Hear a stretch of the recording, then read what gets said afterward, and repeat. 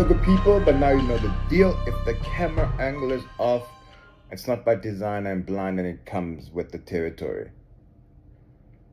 Alright, so a few things have happened, and these are smaller incidents, right? It's nothing that shifts the game in a significant way in South African politics, but I just thought it's nice to summarize these things and give quick comment, right? Because A, it's for record keeping, but B, they bear relevance to the current political dynamics that we see playing out in South Africa. So this video will deal with a variety of diverse points. The first is that Mr. Ramaphosa has returned from the White House, where he reported to Massa about the state of the natives, right? And interestingly, he is in Parliament. Now, I definitely stand to be corrected, but I have not heard Mr. Ramaphosa speak directly about the transformation agenda as he did in a Q&A session in Parliament, right? This man was defending Black economic empowerment. He was defending the chant, kill the Boer, kill the farmer. And essentially saying that the transformation agenda is crucial, right? And I was just thinking to myself, wow, okay, it's a moment of silence. But then I looked at how this was being reported. Private media in South Africa, mainstream, of course, because they've monopolized the industry, was rather muted on this, right? They at times tried to give the bare minimum, like the bare bones of what was said, almost stand and deliver, like almost puking it out. Yeah, he said this, and he said that, make of it what you will. Right? And that in itself is telling. The main media, news media that is, that kind of amplified his message was the public service, the broadcaster, South African Broadcast Corporation. And that in itself is also telling, right? So now it creates this moment of intrigue, in a movie where da-da-dum. Why? Because historically, except for Thabo Mbeki's second term, what you see happening within the African National Congress, Kwakoko, is that in their second terms, these leaders turn it up, right? They talk that good, right? They are able to be radical about their position. But this is not vintage Mr. Ramaphosa. For those who want to argue that it is, perhaps they can go back to his union days in the 80s. But even still, right? I mean, if we know that the unions have always been captured, particularly um, by the liberal faction of South African politics, then you understand that it wasn't really what it seemed to be. So it got me thinking. The muted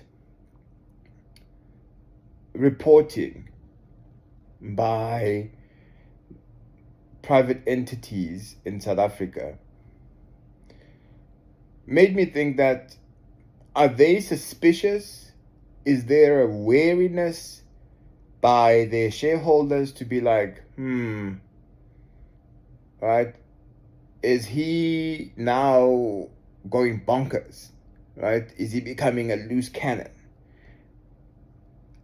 Are they foreseeing a problem in him? It's something definitely to keep an eye on.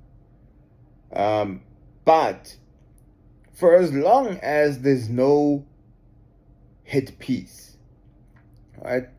By that I mean, usually there's a systematic attack on such leaders, right? They kind of poke holes, take pot shots to dismantle the image.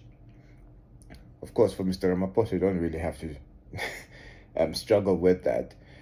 But in the absence of that, then that also tells us something, right? Because it could be an indication that it's merely Mr. Ramaphosa speaking in a forked tongue, or with a forked tongue, right?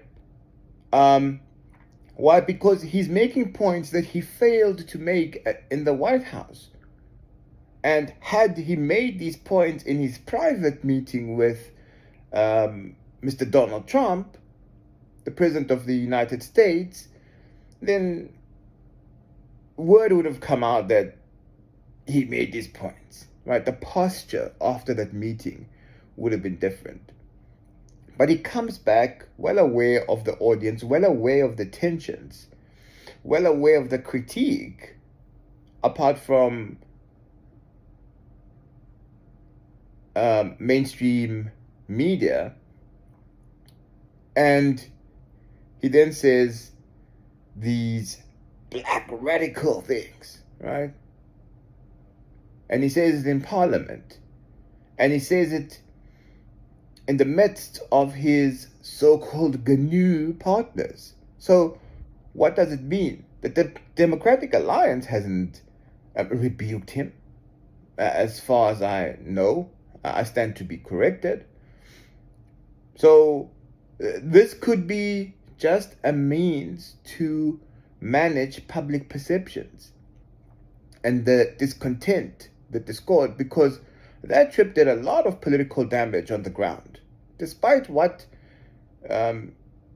editorials may be written about it, saying that, oh, he did so well and so on and so forth, trying to shape opinion and create a narrative of success. It's not so, right? The people have seen that, they've internalized that. It speaks to their psychological traumas with racism and apartheid in South Africa, and just the current state of race relations in South Africa. Right? We see those type of postures when you look at a black man speaking to a white man, right? It's either that man has to be obsequious, and the black man that is, and if he's not, if he stands tall, upright, and knows his stuff, then he's attacked for it. So anyway, the point is, the people know what's happening, and the people are not really happy. That's my sense. I didn't survey this. It's purely based on anecdotes and talking to people from various communities on the ground. So, with that, as he was talking in Parliament,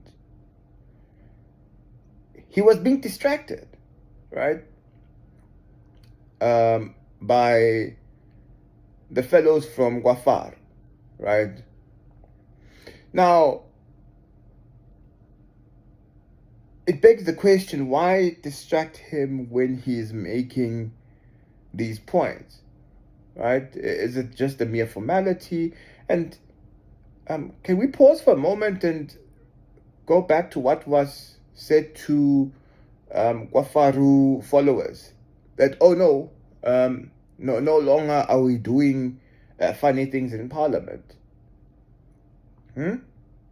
What happened to that? I'm not saying that questions should not be asked to Mr. Ramaphosa. No, I think they should. But consistency. Gwafaru, consistency really matters.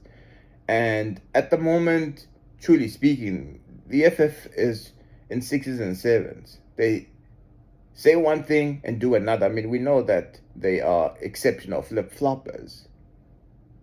Yeah, play on words intended. But at the very least, when it comes to such matters, you do have to wonder, why did they do that? Surely it was not to hold him accountable. We know that's not going to happen, and nothing is going to come of it. But, I don't know about you, but the way that Deputy Speaker Annelie Lottret of the Democratic Alliance, women are cool, I'm not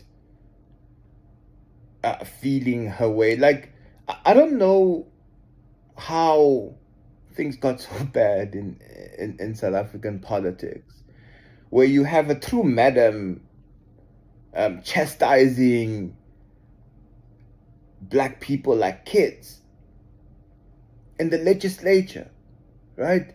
South Africa really finds itself in a state of pre-94. At least with this quote-unquote political freedom, there was the ability to posture and speak authoritatively.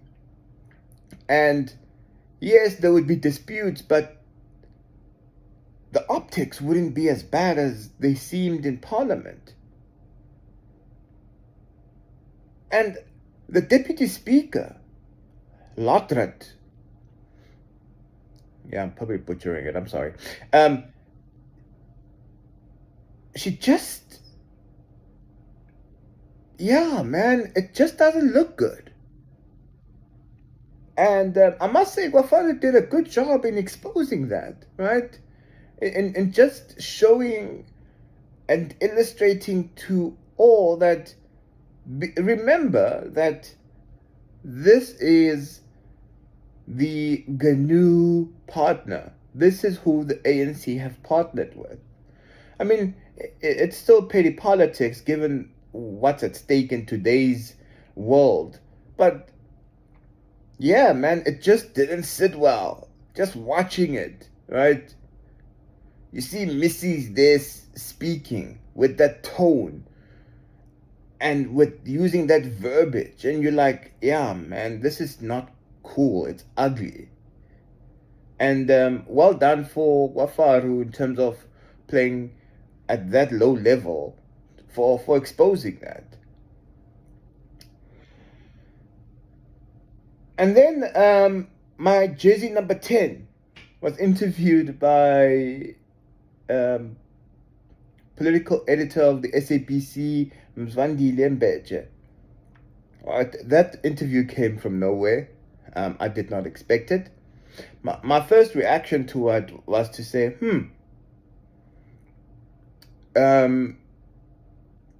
the sense from the MK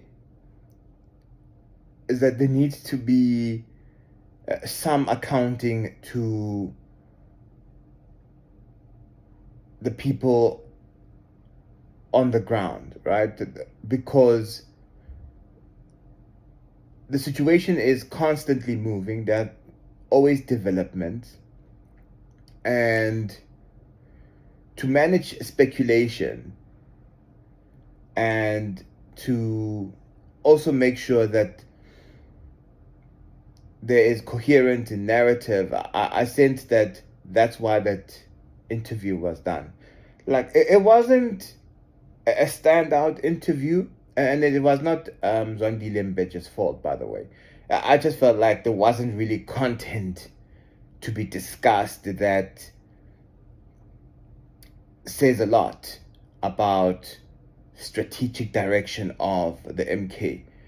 But to say that, no, the people need to be reminded where we are at and where we are heading. In that sense, it was a useful interview, right? I mean, they did try to position it as a year since elections, but it wasn't really a good selling point. But nevertheless, it was an interview, and Nico Shivambu, SG of Mkhonto Wesizwe, spoke, right?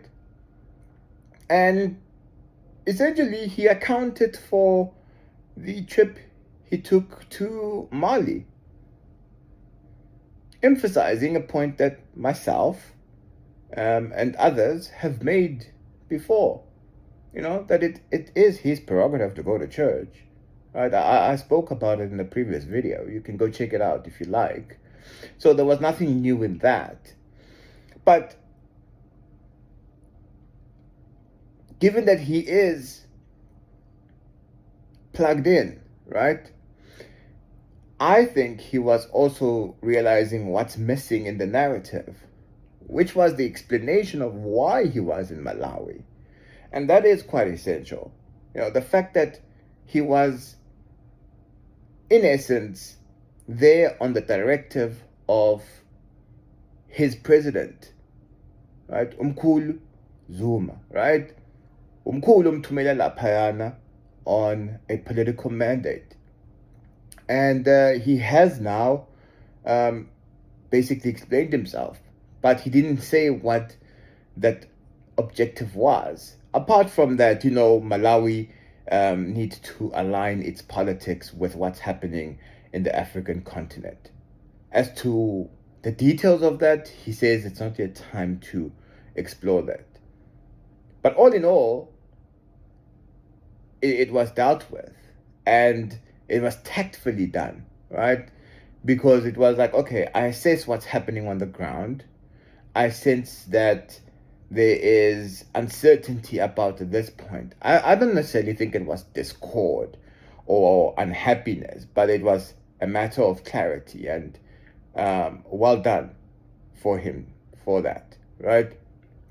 And also the re-articulation of MK's position in relation to the Progressive Caucus, right, where they stand, and restating that they've done their internal exercise as he's explained in the previous presser. Hence, I'm saying, like, there was really nothing new in this in this interview, right? But just to cover terrain that was previously traversed. And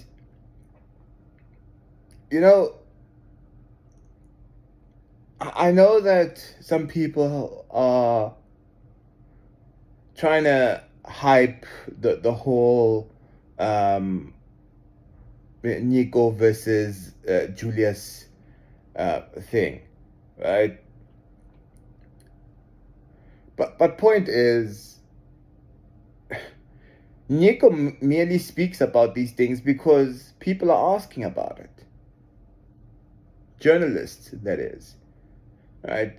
But on his everyday kind of messaging and politicking, he doesn't say anything about Ufar, right?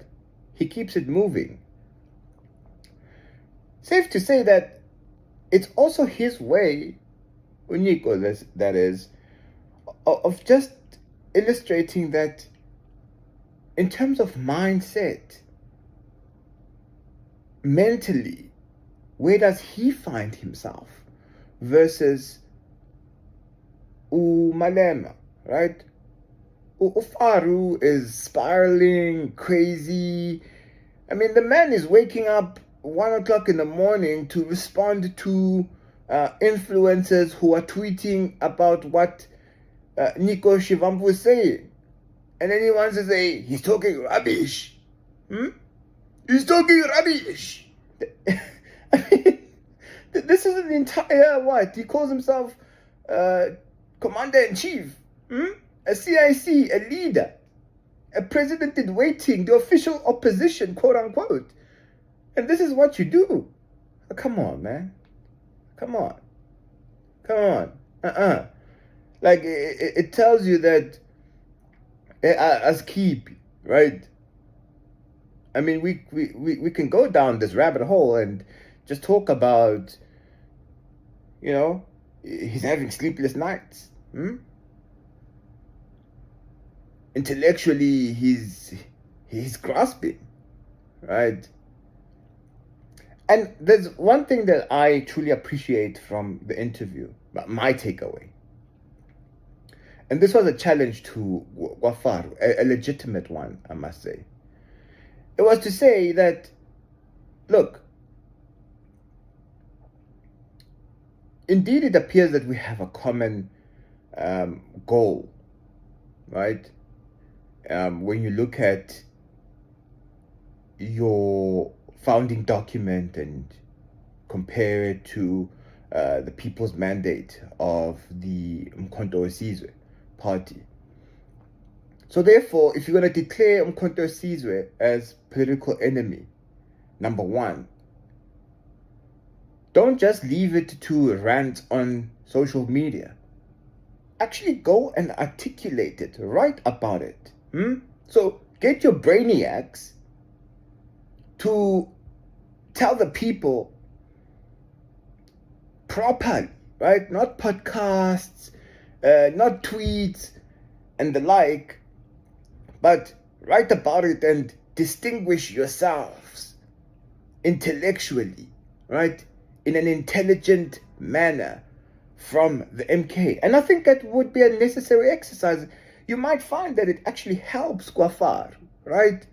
If they can illustrate to the people on the ground that this is how we differ from those idiotic Zulus, right? With their pathetic vendor, and their misguided Basutus, right? I think it would be helpful then if Gwafaru took that exercise instead of really becoming excitable about nonsense on social media, right? It has been proven that Gwafaru benefits nothing from doing this nonsense on social media, and the ground has shifted so much that they really are looking quite out of sorts when they continue down this path. It's unhelpful because they focus less on their political program and focus more on denigrating a potential strategic partner. And mind you, this is a partner, had they thought about it strategically, could have assisted them in winning Ward 16 in the Free State. I mean, Wafaru did quite well there, right? Their numbers grew in that ward. And it would have been a perfect time to test how this theory of strategically aligning yourselves could have worked out. Wafaru could have won that ward. Could have easily got over 50%. And with that, I must say big ups to Indodazana Amkhulu. Ututuzile. I mean, I believe she's the one with head of elections, Putbongani, that went to canvass the ground in Ward 16. I think she can pat herself on the back and well done. truly speaking. It's good to see Sister Duzile doing things on the ground, right? It shows someone who's not just taking to hype on social media. She's trying to work her image, like rebrand and really situate herself amongst the people. Yes, it's tough, it's not an easy thing to do. Politics is not easy to do. But seeing her talking to people and involving herself, you know, getting her hands dirty, as it were, it's good. It's good, and she's learning, right? It may pay dividends in the years to come if indeed she continues on the path of politics as she has appeared to have done. So no, we must give congratulations where they do. So well done to that. But yeah, Gwafaru, I feel they've dropped the ball when it comes to that word. But of course, they won't see it as such. They will posture and say that they don't need anyone else and so on and so forth. And by the way, a strategic alliance does not mean with the MK only. They could have worked with Gwagoko, right? The African National Congress. And they still would have had a victory. So they really need to rethink this 2014 posture that they still continue with in 2025. And then I want to close off on this point. I mean, so we see the Shivambu versus Malema thing playing out, right? It's hyped more by social media users than actually what's happening on the ground. Yeah, I mean, some of us laugh at it and so on. Call Niehaus. Good grief. Goodness. Like, where does this white man get the gall? It's really to run his mouth in the manner that he has. Like, I think Niehaus believes that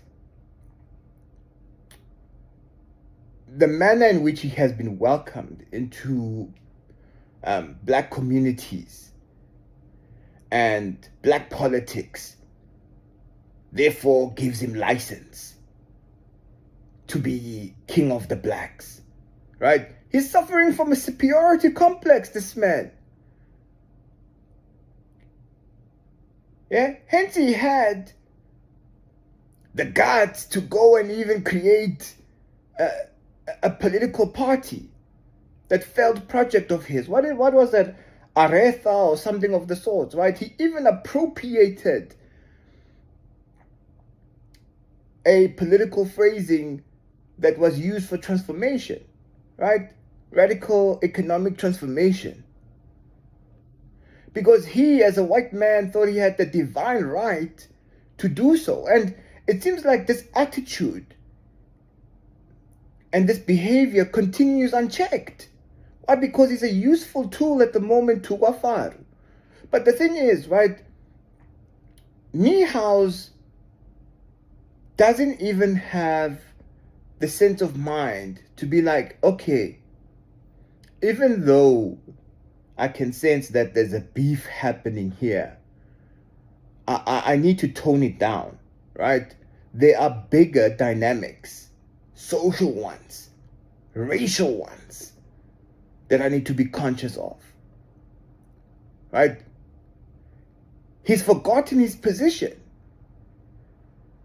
He's forgotten that he still is a guest. He's invited into the space, whether it's Wafaru, whether it's the ANC, wherever he finds himself, he is invited. His arrogance means nothing, right? If anything, it's just annoying. It's disgusting to watch. He's revealing the exact attitude that puts people off about white men that come in wearing these capes thinking that they're here to rescue a situation. You are not a hero to black people. If anything, you are a jester. We find you mildly entertaining from time to time. And I think, regardless of people's differences, these type of things need to be discussed, right? A useful tool should never be given the prominence of a significant leader. You serve based on the will of the people. The EFF invited you into that space. So even if Malema becomes churlish and whatever, it's not your place to denigrate other black people or to speak ill of them.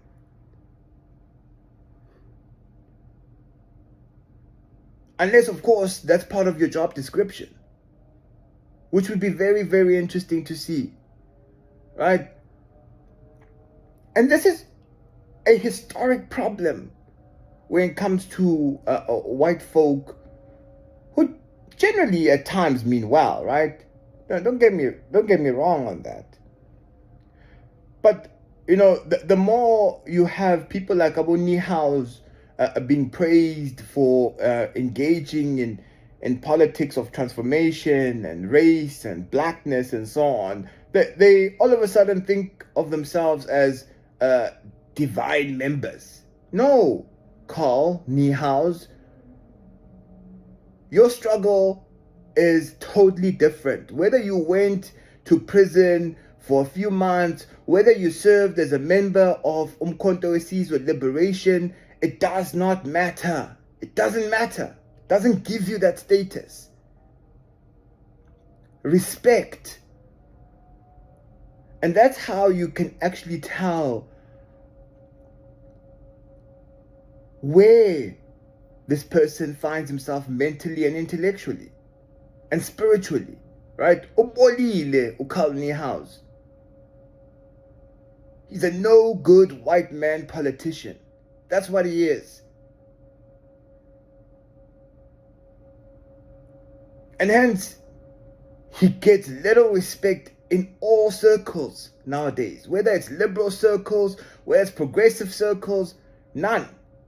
Right? Singing for your supper does not mean it needs to come at the expense of insulting and being offensive to people. Not at all. And basically also showing how hypocritical you are without really explaining yourself. Sit down and be humble. So anyway, I think all of these issues, you know, they give us various strands and micro narratives to follow, going into other events, bigger ones that will be happening, right? And this also then includes the appointment of Mam Colleen as chief whip of the MK, right? I like the clean way in which that news was handled, I must say, right? There was not any drama or fanfare or anything like that. I mean, Mzwanele Manyi, you know, there were people expecting fireworks from him and anything like that, but he just kept it moving, right? He basically said, no, I'm still an MP, you know, and I'm here to do my work. And people are trying to ridicule him. Look, I don't think Ukhutman was the best placed for that position. And strategically, I think it's good that the MK came to their senses. Mam Colleen, maybe in time she will prove herself, but I definitely think she's a better selection. This is regardless of whether Ukhutman was having a fight with Dr. Hlophe, right? It may have been a contributing factor, but overall, Mr. Manyi was not the right fit, right? He tried his hand at it, but a chief whip essentially, he's not supposed to be a popular guy, right? The chief whip works the ground in parliament, right, in political circles, right, and he understands the system and strategizes and all this type of things. Grootman is too much of a media personality, right? He's too much of a grandstander, right? And his role is better suited in those situations. And I would even go as far as to say perhaps he shouldn't be in parliament. He shouldn't be in parliament. He should be serving in the party structures. He might be better suited there, formulating policy from the outside, impacting what's happening in parliament. So even now, his position in parliament is questionable to me. Be that it may, I mean, the MK probably has its reasons for keeping him there. Time will tell. And it will be interesting to see now that Umam Kolin, because look, Dr. Hlophe is not a politician, right? So Kolin umsebenzi wakhe basically is going to be to say that I'm here to take care of the politics for you, right? But at the same time to give you the respect that is required under these circumstances, particularly to a leader of a party that is the official opposition, right? She'll play her role and she will be extremely experienced, and she'll definitely bring in expertise and knowledge that is required without causing friction. You know, she's a worker bee, and that's what was needed. And so yeah, good appointment, handled well enough. And big ups to Grootman for not letting the situation spiral and become a dramatic affair. You know, that was pretty nice to see. It shows that there's this general acceptance within MK ukuthi no zgaziyabuya la no magnini nje. You know, don't be thinking to yourself ukuthi if you're appointed at 8 o'clock in the morning, by 8 p.m. uzobulapho. Right? Because if flopping ayenzakala, or mhlawumbe there might be a rethinking, or the situation is moving so quickly ukuthi no, you know, by 7:30 ntamama bazokukhipha but you're being redeployed. And that's good. I think that's good, until of course you have a good appointment, right? For as long as a person serves their purpose and it's evident and it's clear, then they should remain in those positions. Anyway, this is my take on various topics. Keen to know what yours are, and most importantly, do you agree or disagree?